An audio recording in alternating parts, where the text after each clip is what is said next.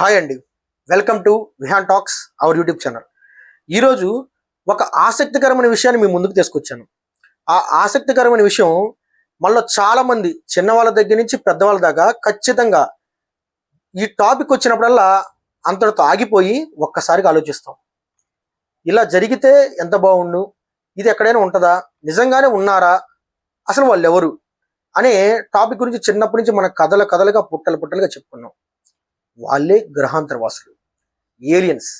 ఈ టాపిక్ ఈ రోజు నేను ఎందుకు తీసుకొచ్చానంటే ఏదో ర్యాండమ్ గా వీడియో చేయాలి అనే ఉద్దేశంతో నేను తీసుకురాలేదు.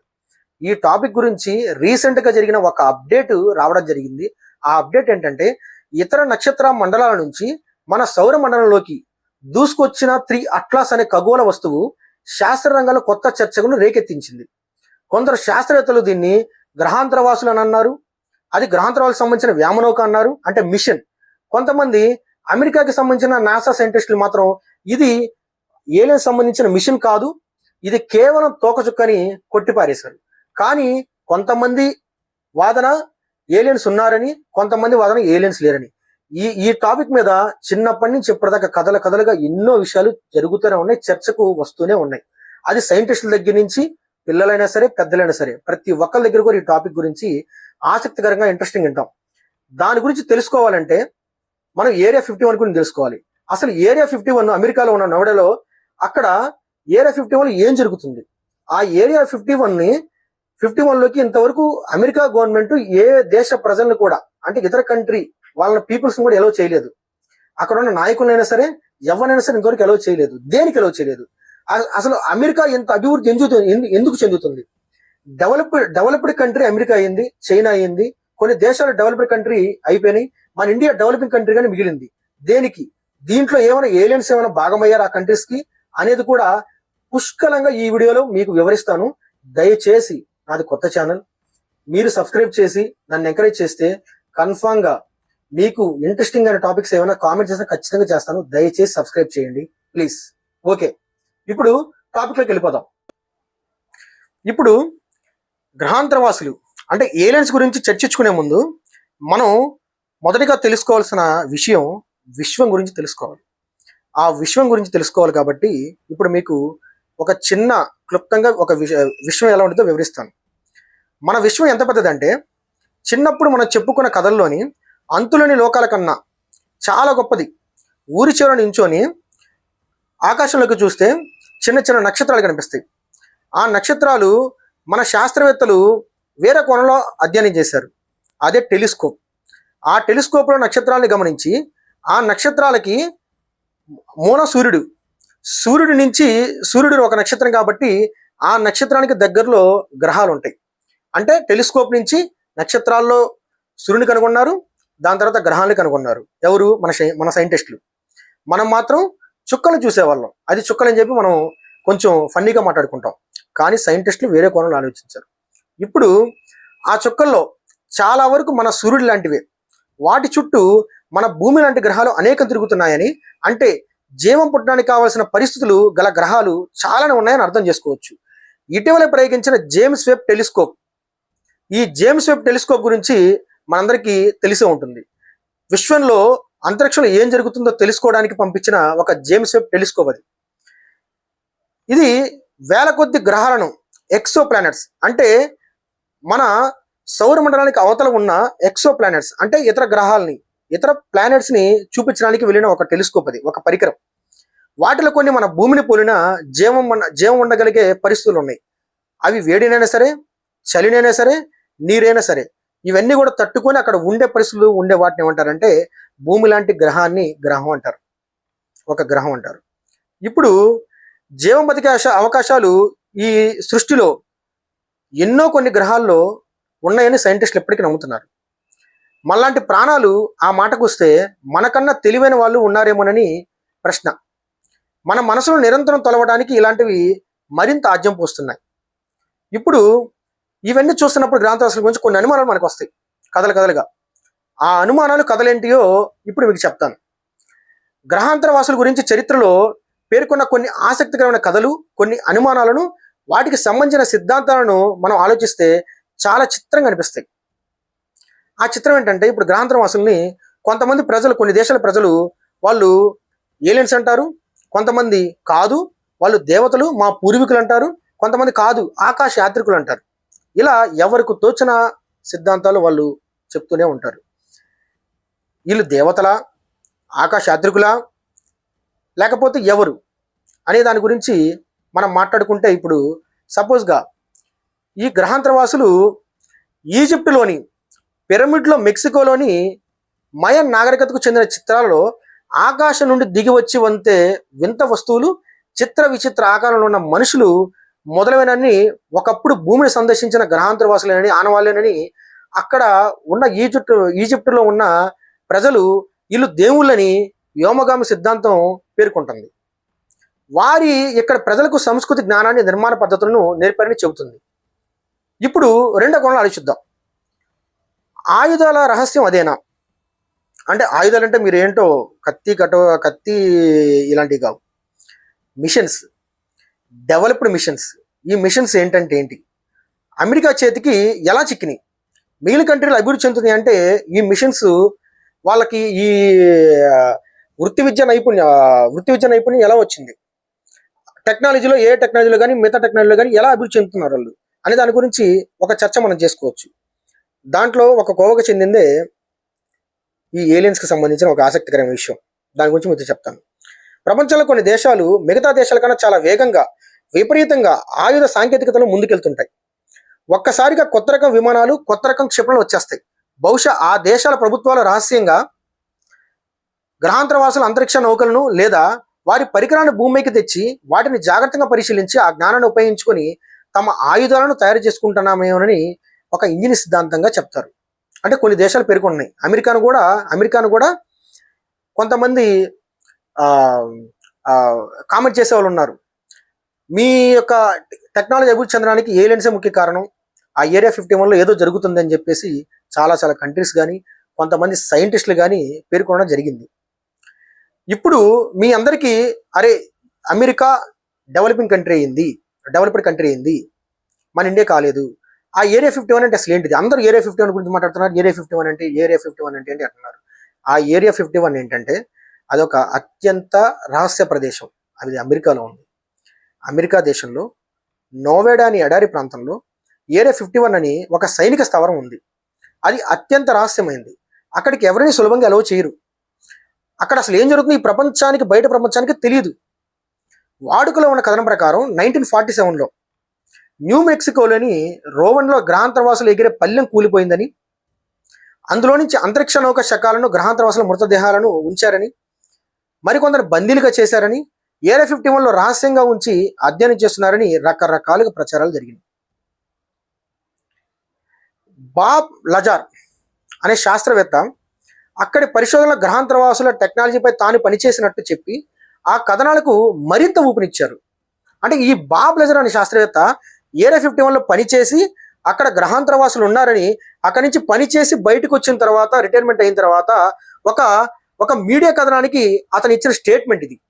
అంటే దాని అర్థం ఏంటి?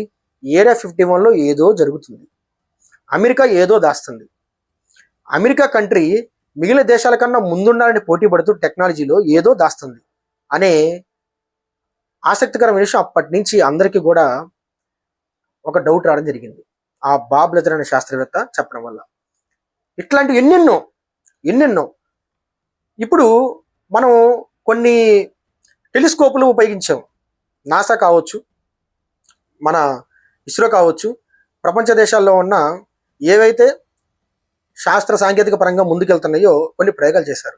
దానిలో నుంచి నాసా ప్రయోగించిన కెప్టర్ టెలిస్కోప్ కానీ, హబుల్ టెలిస్కోప్ కానీ, జేమ్స్ వెబ్ టెలిస్కోప్ కానీ ఈ సమాచారాన్ని బట్టి, ఈ యొక్క సమాచారాన్ని బట్టి మనకు అందిన ఇంట్రెస్టింగ్ టాపిక్స్ అంటే ఏంటి దాని గురించి తెలుసుకోవాలంటే ఫస్ట్ గెలాక్సీ గురించి తెలుసుకోవాలి. గెలాక్సీ అంటే ఏంటి?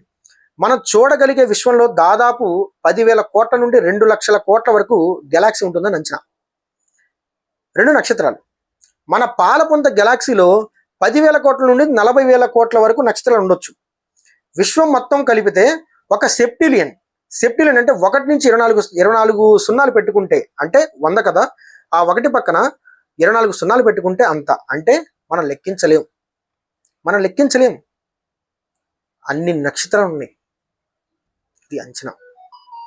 తర్వాత ఆకాశంలో కొన్ని భాగాలను అన్వేషించి అక్కడ ఎన్ని గెలాక్సీలు నక్షత్రాలు ఉన్నాయో లెక్కిస్తారు.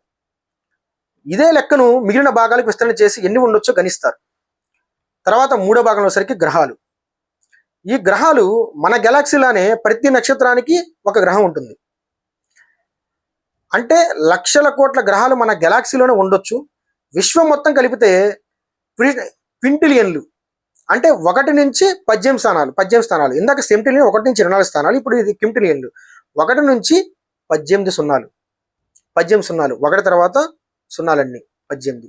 అంటే మనం లెక్క పెట్టలేము. అది కూడా ఎలా లెక్కిస్తారు?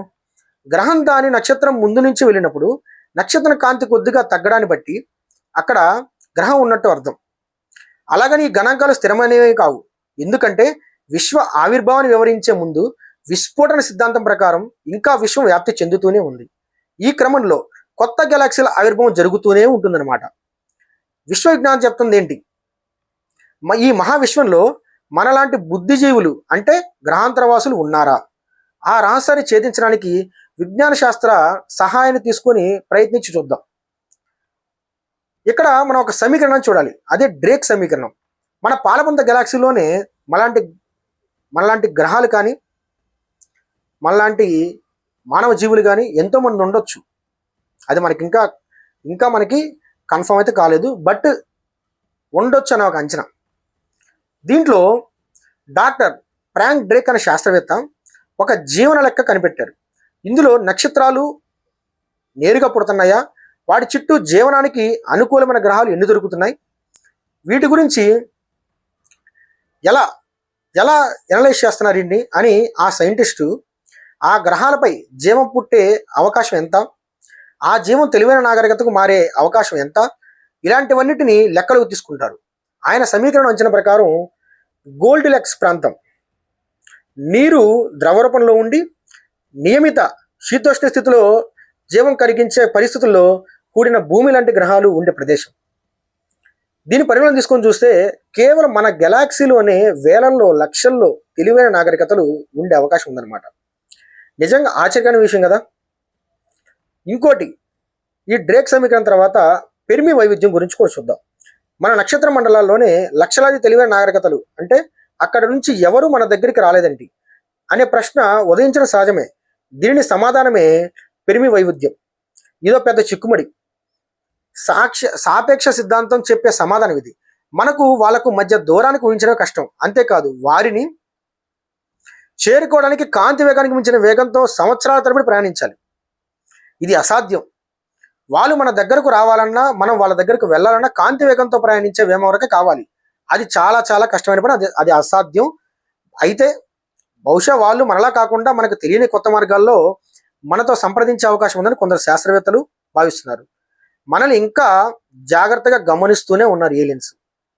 అంటే ఇది మనకు ఒక అంచనా. అంతరిక్షాన్ని రెక్కించి వినటం. ఈ అంతరిక్షాన్ని ఎలా వింటారంటే గ్రహాంతరవాసులు నిజంగానే ఉందని అనుకుందాం, సపోజ్గా ఉందని అనుకుందాం. మరి మనం వాళ్ళతో ఎందుకు మాట్లాడలేకపోతున్నాం? మన శాస్త్రవేత్త ఎల్లప్పుడూ ఆశతో చెవులు రెక్కించి అంతరిక్షంలో నుంచి వచ్చే శబ్దాన్ని వింటూ టెలిస్కోప్ ద్వారా చూస్తూ పెద్ద పెద్ద రేడియో టెలిస్కోప్ల సాయంతో స్వల్ప పౌనపుణ్యం గల శబ్దాలను సైతం గ్రహిస్తుంటారు.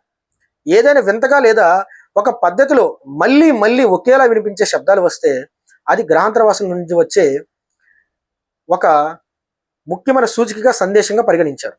అంతరిక్షాన్ని రేడియో అనుకుంటే దాన్ని రెక్కించి వినటం లాంటి పని మానుకోవచ్చు. ఇప్పుడు సెటి వంటి సంస్థలు కృత్రిమ మేధ సహాయంతో మరింత శక్తివంత టెలిస్కోప్లను వాడి భూమికి అవతల గ్రహాంతరవాసులు ఉన్నారా లేరా అని ఖచ్చితంగా గుర్తించే పనులు నిమగ్నమయ్యారు. మనం మరింత చురుగ్గా వెతుకుతున్నాం అన్నమాట. ఈ అన్వేషణ ఇక్కడ తాగదు కాబట్టి జీవం ఉనికికి బలమైన సూచనగా భావిస్తున్నారు. అయితే ఇలాంటి వాయువులు కొన్నిసార్లు జీవం లేకుండా తయారవచ్చు. అందుకే శాస్త్రవేత్తలు ఇప్పుడు ఆ గ్రహాలు వాతావరణంలో ఆక్సిజన్, మీథేన్ వంటి ఇతర జీవ వాయువుల కోసం వెతుకుతున్నారు. ఇవన్నీ జీవం ఉనికిని మరింత గట్టిగా నిర్ధారించగలవు.